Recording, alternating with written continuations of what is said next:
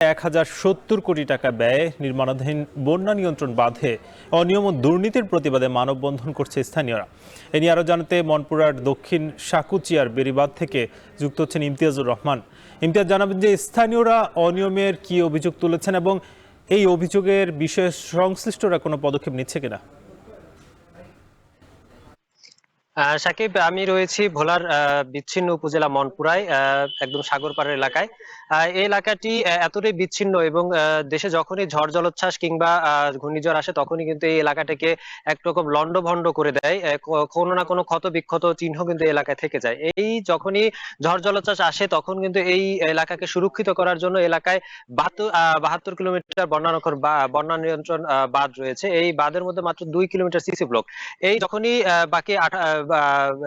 বাকি বাঁধগুলো অরক্ষিত রয়েছে, অরক্ষিত বাঁধকে সুরক্ষিত করার জন্য একনেকে 2022 সালে কিন্তু 1017 কোটি টাকা ব্যয়ে একটি প্রকল্প পাশ করা হয়। প্রকল্পের কাজ বর্তমানে চলমান রয়েছে, কিন্তু এলাকাবাসী এবং স্থানীয়রা অভিযোগ করছেন যে এই যে 1017 কোটি টাকা প্রকল্প কাজ চলমান রয়েছে তা ব্যাপক অনিয়ম এবং দুর্নীতি হচ্ছে বলে কিন্তু স্থানীয়রা অভিযোগ করছে। তারা বলছেন যে এখানে যেই 52 কিলোমিটার বন্যা নিয়ন্ত্রণ বাঁধ হওয়ার কথা রয়েছে এবং 37 কিলোমিটার জিও ব্যাগ ডাম্পিং হওয়ার কথা রয়েছে এবং 10টি সিসি সুইচ গেট নির্মাণের কথা রয়েছে, কিন্তু এর অধিকাংশই কিন্তু স্থানীয় যেই ঠিকাদার কাজ করছেন তা একরকম গাফুলতি করছেন বলে তারা বলছেন। তারা বলছেন যে এখানে যেই জিও ব্যাগের যে বালু এবং সিমেন্ট মিশ্রিত হওয়ার কথা, পাঁচ পাঁচ পাঁচ পাঁচ ওরা বালু এবং একটা সিমেন্ট দেওয়ার কথা থাকলেও কিন্তু সেখানে 15 থেকে 16টি বালু এবং একটা সিমেন্ট দেওয়া হয়।